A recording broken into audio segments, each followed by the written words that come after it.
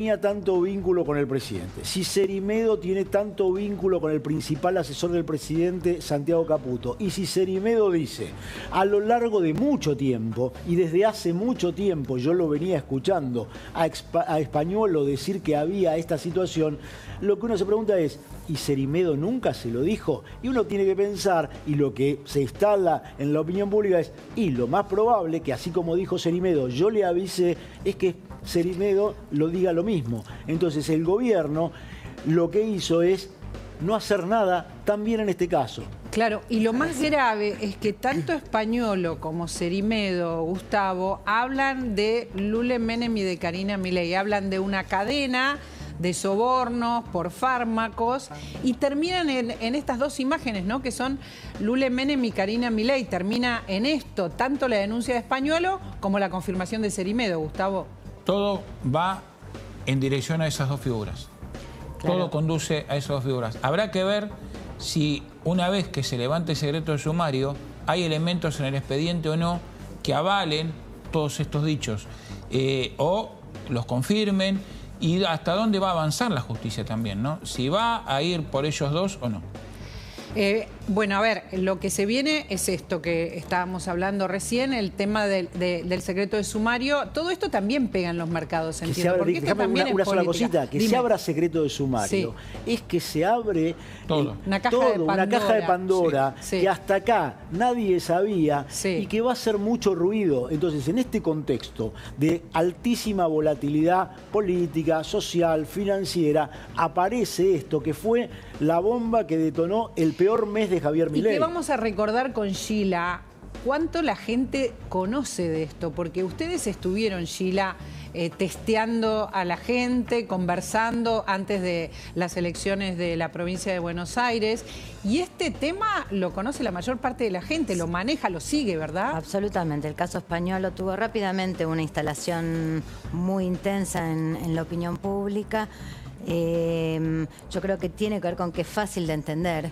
Es fácil de entender, de hecho en la investigación cualitativa el 3% aparece como el centro que bueno, o sea, es como ya no precisa explicación. Exacto. ¿No? Entonces, ahí hay yo te diría una gran dificultad para el gobierno. Con Libra eso no pasó. Libra fue un caso que no entró en términos de opinión pública, no se terminaba de entender, no se sabía qué pasaba. Entiendo que con Libra es más complejo comprender el tema de las criptomonedas, ¿no? Rodrigo, ¿nos podés asistir en esto? Porque hay mucha gente que está siguiendo el caso Libra, pero se sigue casi más en Estados Unidos que acá.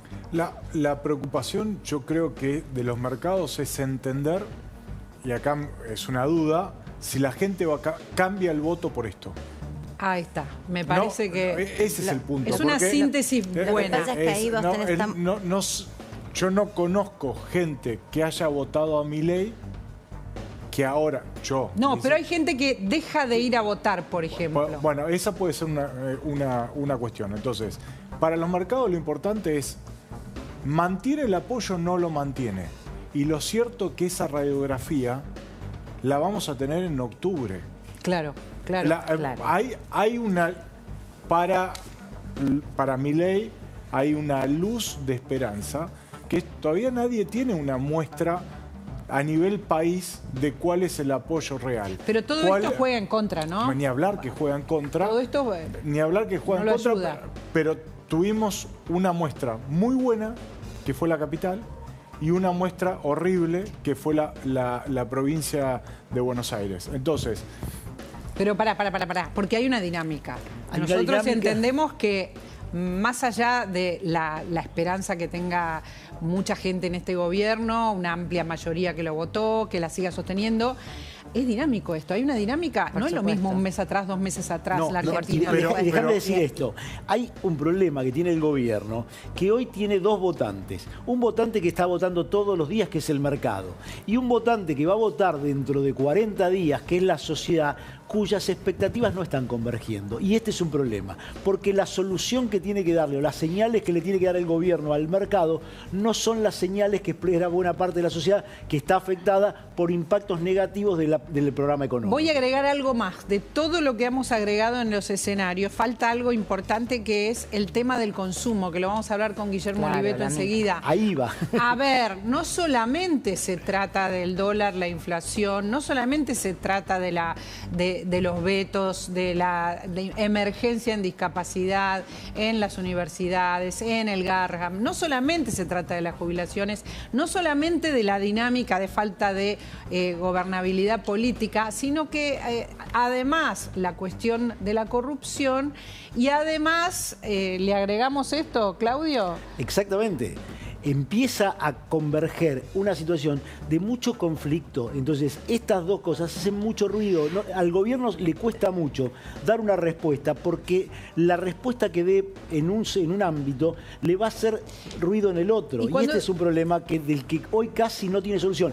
Porque además, si quiere dar una respuesta a la demanda de la sociedad que se expresó en la provincia de Buenos Aires, cualquier respuesta no va a llegar en tiempo y forma. Y en segundo lugar, le va a meter ruido a los mercados. Porque, a ver, lo que quiero agregar ahora es esto que dice el Graf. Fíjense, preocupación por el empleo y el consumo. Empieza a subir en todos los testeos. La gente está preocupada porque es muy difícil conseguir empleo, porque hay menos empleo. La preocupación está entre la gente y el tema del consumo que Guillermo Oliveto maneja también. La gente dice llego hasta el 20 del mes. Pero claro, ¿qué quiere decir con eso? Seguramente quiere decir que ya después le queda lo micro mínimo, ¿no?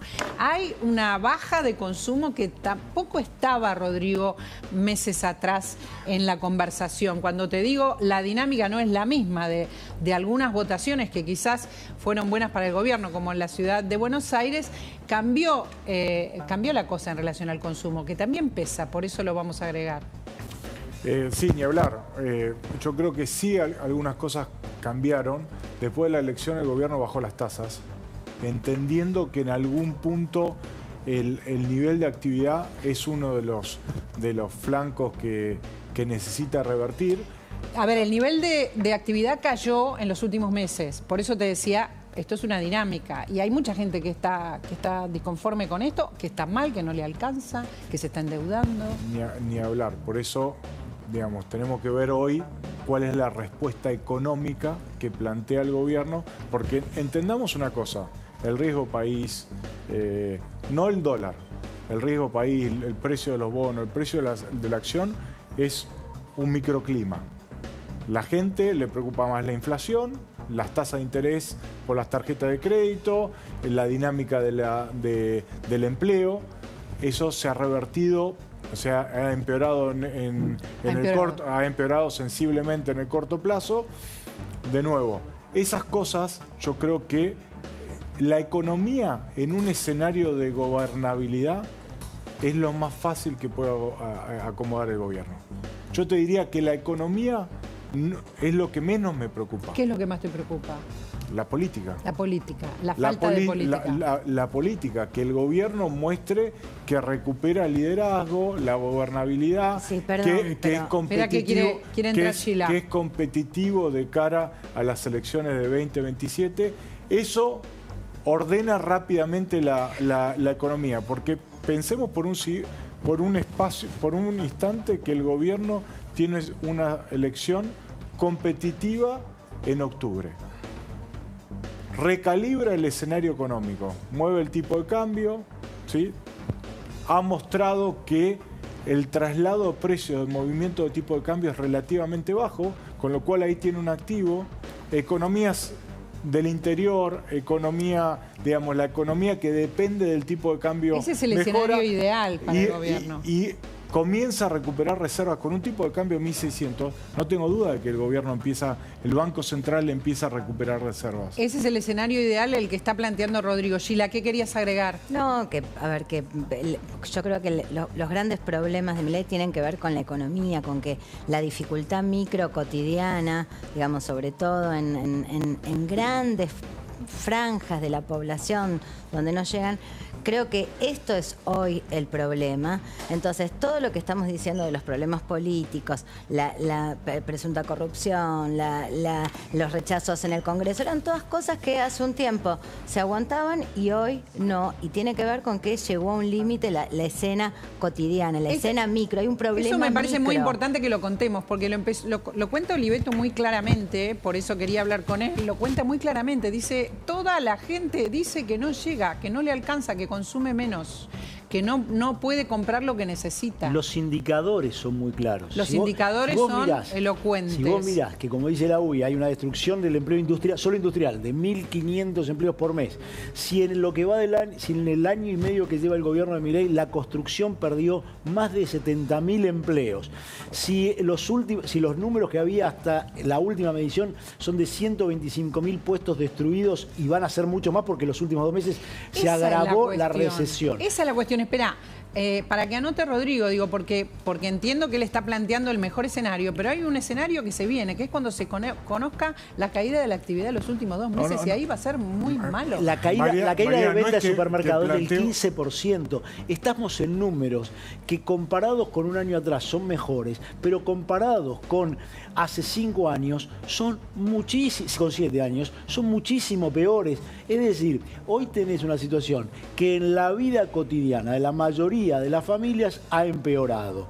Y al mismo tiempo ves un segmento privilegiado que ha gastado dólares en el exterior a mansalva en lo que va del año, que también es parte de lo que ha generado también esta situación. Entonces, es una situación muy difícil, donde hay muchos sectores que eran los que se sentían incluidos, que hoy la respuesta que dan en muchos focus group, y te lo puede decir Sheila, es: a mí no me escuchan, a mí no me hablan, de mí se olvidaron. ¿Cuál es la respuesta literal, si pudieras, Sheila, en tu caso? Mira, ¿Qué es lo que más escuchás? A ver, yo te diría, la palabra dominante es la que vos planteabas recién, que es no llego. No llego. No llego. Esto es el punto de partida. ¿Y atraviesa qué clases sociales, digamos? No, mira, a ver, es que no llego es una palabra que la puede decir cualquiera. Para uno significa: no puedo tomarme 2 colectivos, me tomo uno y camino 10 cuadras, o cambio un tipo de alimento por cambio proteína por alimentos más baratos. Claro. Entonces, eso en ciertos segmentos, eso en muchos casos en los segmentos medios bajos. Y también no llego puede significar no puedo afrontar la cuota, o sea, por ahí en segmentos más altos, la cuota de la obra de la prepaga. O sea, no llego es la dominante, cada uno en su nivel. El no llego es, yo te diría, lo dominante. Y creo que esto se suma un tema adicional que tiene que ver con el endeudamiento de las familias, que, bueno, no sé, lo que nosotros venimos midiendo y lo que nos parece como sorprendente es que cada vez encontramos segmentos más grandes de gente que dice que no cree que va a poder afrontar la deuda, o que dice que no sabe si va a poder afrontar, o sea, incertidumbre, que es la otra cosa muy fuerte que vemos en la investigación, que tiene que ver con que volvió la incertidumbre. Claro. Esta vez, viste, en el 2023 era la incertidumbre asociada a inflación, que era una incertidumbre más colectiva, esta vez más personal. No sé cómo llego, incertidumbre respecto de cómo llego a fin de mes. El otro elemento, vos recién hablabas de desempleo, yo te agregaría también sobreempleo. Muchas personas que empiezan a buscar segundos trabajos o completan con changas o con Uber o con... Como trabajo precarizado, o sea, ¿no? De algún modo, o sea, distintas changas. ¿Cómo sumar ingreso? Claro. Entonces tenés una situación de desempleo, pero también tenés una situación de sobreexigencia y sobreempleo que por supuesto afecta la calidad de vida de las personas, ¿no? El exceso de trabajo. Rodrigo, querías decir algo sobre todo esto que estamos planteando, de la caída de la actividad, ¿no? También. Ni hablar. Yo lo que decía es que este escenario que yo planteaba es una posibilidad. No digo que sea el más probable, pero creo que nadie está en condiciones de decir que no puede pasar. Por supuesto, no entonces, sabemos. Digamos, creo que el gobierno hizo una apuesta fenomenal a bajar la inflación, entendiendo que esa baja de la inflación iba a bajar los niveles de pobreza. O sea, la contracara de lo que del tipo de cambio apreciado, del esfuerzo, es la baja de la pobreza, que existió. Obviamente, para sectores de clase media, dicen, bueno, me subieron las tarifas, me subieron los gastos con tarjeta de crédito, me subieron las tasas. Obviamente ahí hay un trade-off. Estamos en el segundo año, entonces lo que los mercados dicen es como la analogía de la mitad del río de Macri. Si efectivamente el gobierno pierde credibilidad, gobernabilidad, entramos en otro juego, porque tenemos que empezar a incorporar en el escenario un gobierno peronista. Y eso para los mercados sabemos que es la peor señal. Es la peor señal. Es la peor señal para los mercados. Entonces, yo creo que hoy lo que domina el escenario es la política. Y lo que van a estar mirando los mercados es cómo construyen estos 40 días un escenario de mayor gobernabilidad, el gobierno planteando como punto de inicio el discurso de hoy, que para mí es muy importante. Pero nosotros no podemos dejar de tener en cuenta, ya que estamos con todos los escenarios simultáneamente, la caída de la industria, que es muy importante. La caída de la metalurgia, por ejemplo, innecesaria. La caída de la construcción porque no hay obra pública y porque no, digamos, porque está cara la construcción. También está cara la construcción, digamos, caídas importantes, ¿no? Que también pesan. Ahí está. Fíjate la discusión, lo que estamos planteando. Con un tipo de cambio más alto. Claro.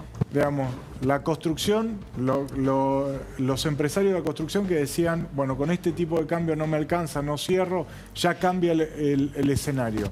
Tenés una defensa natural mayor a la industria. Digamos, fíjate cómo algunas cuestiones... ¿Te puedo hacer una pregunta, Rodrigo? Sí. ¿Alguna vez funcionó la Argentina con un tipo de cambio muy bajo? Porque es algo que cada tanto suele volver, ¿viste? Que pasó en tiempos de Martínez de Hoz, que pasó en tiempos de Cavallo en algún momento, no al principio. Pero la Argentina no crece con el dólar tan barato. Funciona por un tiempo. Funciona un ratito. Después trae 2 millones de daños colaterales. Esa es la gran crítica a los últimos meses de política económica previo al cambio del escenario político del gobierno al gobierno, a la política económica, porque en una economía emergente, para estar tranquilo, necesitas tener dólares en el Banco Central. Y el gobierno compró, pero en los últimos meses, con esta movida de el tipo de cambio se va a 1000, hizo una apuesta demasiado agresiva, permitiendo que la clase media y que todo el mundo pueda comprar dólares de nuevo. Y todo el mundo no, porque hay mucha gente a la que no le alcanza. Déjame que le quiero hacer una pregunta de lo que está pasando hoy. Yo tengo a Guillermo Oliveto. Está bien, la dejamos para después porque me parece una pregunta muy pertinente sobre lo que está pasando en este momento. ¿Ahora, en este momento? Y de lo que está pasando, lo que estamos viendo, sí. Queremos sumarlo a Guillermo Oliveto, que además de ser un capo sabe tanto de consumo porque él cuenta lo que le pasa a la gente y lo vamos a conocer de su boca. ¿Cómo estás, Guillermo? Buen día. Ay, estás muteado, me parece, no te escucho bien. ¿Se escucha? Ahora sí. Entonces no te escucho yo. Ahí sí, ahora sí. ¿Ahí me escuchan? Sí, ahora sí. No sé. Perfecto. Estábamos planteando todos los escenarios y llegó el tuyo, que es el estudio del consumo, de lo que qué dice la gente, qué le pasa a la gente, a la mayor parte de la gente, si es posible, porque vos estudiás los distintos grupos, en relación al consumo, al dinero y a la actividad, Guillermo. Lo que nosotros venimos viendo y ya señalándolo hace algún tiempo es la coagulación de una sociedad dual y eso te genera un consumo dual. Cuando a mí me preguntaban cómo andaba el consumo, yo decía ¿cuál? ¿No? Entonces vos tenés sectores volando todavía, venta de autos, de inmuebles, viajes al exterior, venta de motos, venta de electrodomésticos, y eso está empujado fundamentalmente por la clase alta, la media alta y una partecita de la media baja de nivel formal, cuyos salarios empataron y le ganaron a la inflación, duplicaron en dólares y tenían acceso al crédito. Bueno, eso es un 30% de la población. Correcto. El resto de la población... El 70%. El 70% te decía, mira, el mes termina el 20%. El mes termina el 20%. ¿Qué significa eso en términos reales? Porque del 20 al 30 hay que vivir. O sobrevivir. Mira. Lo que significa en términos reales, María Laura, es que Bueno, todos a trabajar, cultura del no hay primeras marcas, no hay placer, no hay salidas, comprar es un estrés, comprar duele. Eso significa de O sea, manera gasto lo mínimo. concreta. Gasto lo que tengo. Lo que tengo, digamos, lo que me queda. Lo que me queda. Sí, o me endeudo, ojo. O me endeudo. El problema es que hoy lo que estás viendo es un crecimiento muy grande de la mora en el sistema financiero, tanto la promedio y sobre todo la de tarjetas de crédito, porque los argentinos que se habían vuelto muy cuoteros, porque fue un mindset de casi 20 años, se habían acostumbrado a que las últimas cuotas las pagaba la inflación. Bueno, ahora no, porque obviamente la inflación es mucho más baja, hay que pagarlas. Claro. Y no hicieron del todo bien los cálculos, y aparte presumieron que la actividad iba a estar mejor, ya sea sus incrementos salariales si es que tienen salario formal, o su actividad económica si es que viven en la informalidad. Tengamos en cuenta que de los argentinos que tienen trabajo, 42% es informal. Sí. Entonces, eso también depende mucho de cómo esté la actividad. Recién lo estaban señalando, la actividad hace 3 meses que ya está en caída, digamos, ¿no? Entonces, todo eso impacta en la informalidad, y lo que nosotros estamos viendo es que acá hubo algo que se terminó como de confirmar para mal hace 3 meses, que es que esto no... La gente nos venía diciendo esto va lento.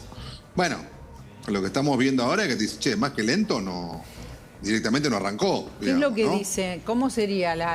Recién decía Sheila Wilker, no llego. Era la frase más usada, no llego. En relación al gobierno, ¿qué es lo que dicen cuando no llegan, cuando no les alcanza, cuando ven que tienen menos trabajo?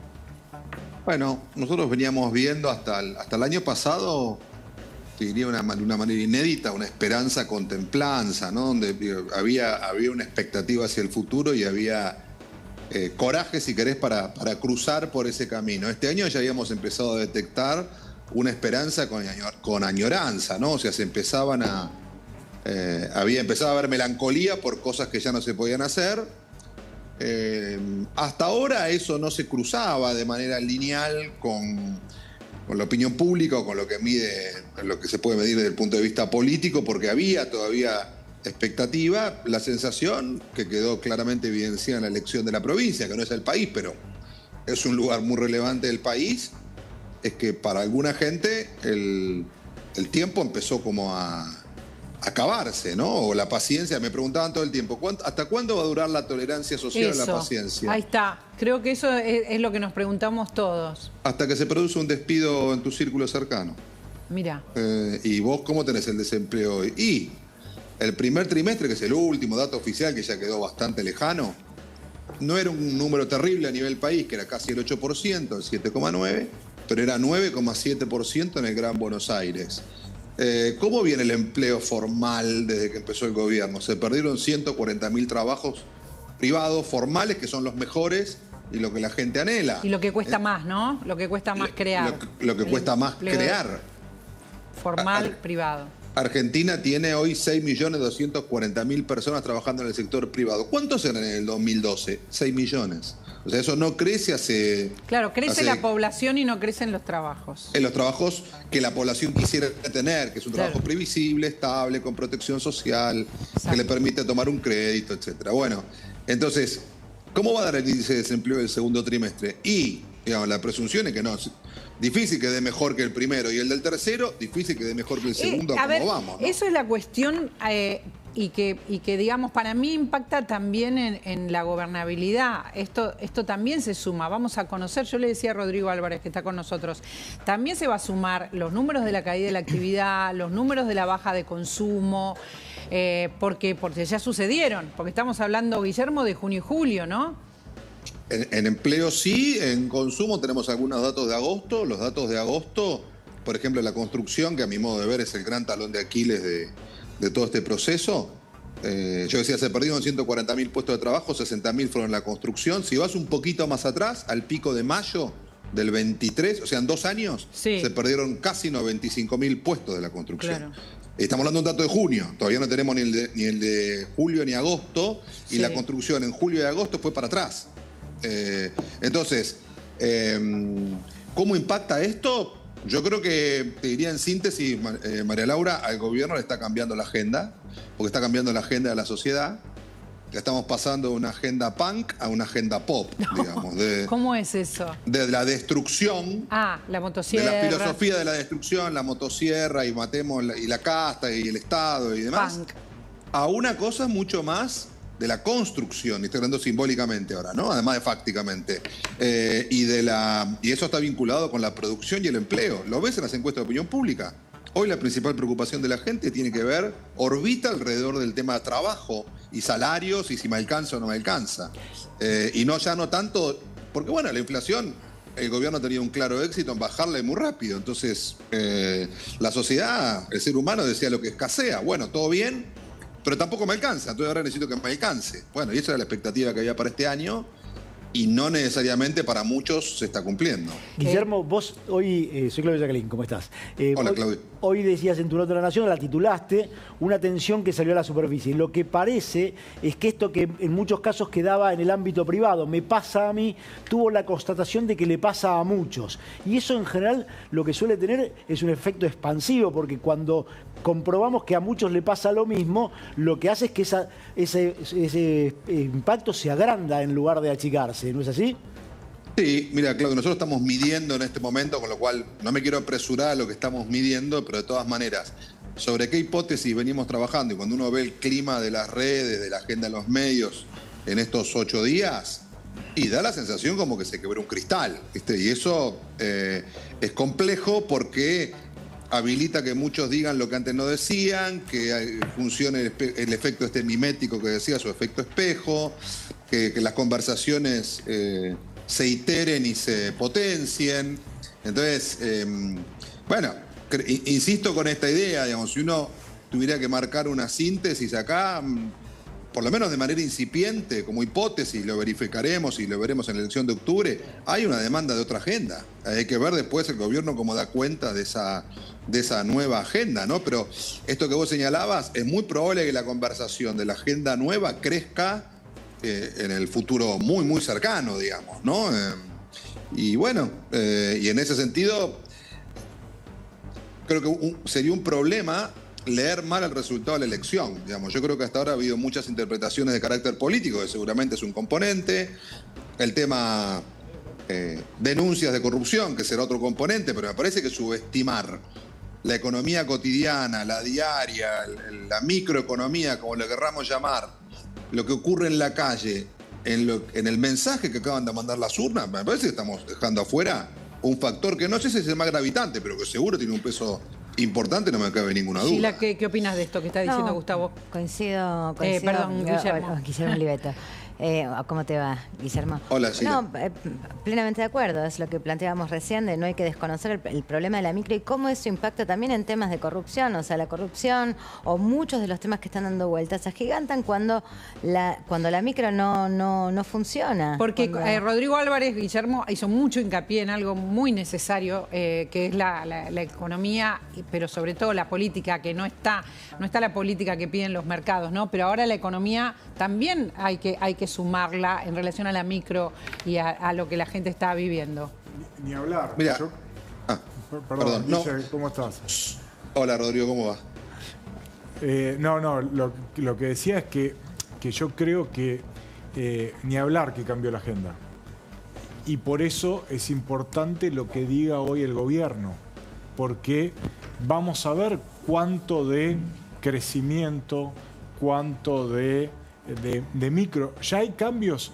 Pensemos que la tasa de interés, digamos, es un indicador de corto plazo. El gobierno venía con tasas de interés iba para arriba en el cielo para defender la cotización del tipo de cambio. Ahora retrocedió sobre sus pasos y bajó la tasa porque en algún punto, creo, en esta mirada rápida, interpreta y coincide en que el crecimiento tiene que ser parte de la agenda. Ahora, vos no llevás al riesgo país a 500 puntos con una agenda de crecimiento si no me pones en la mesa que vas a tener gobernabilidad. Correcto. Tengo que hacer la pausa, no tengo más remedio. ¿Tenés unos minutos más, Guillermo?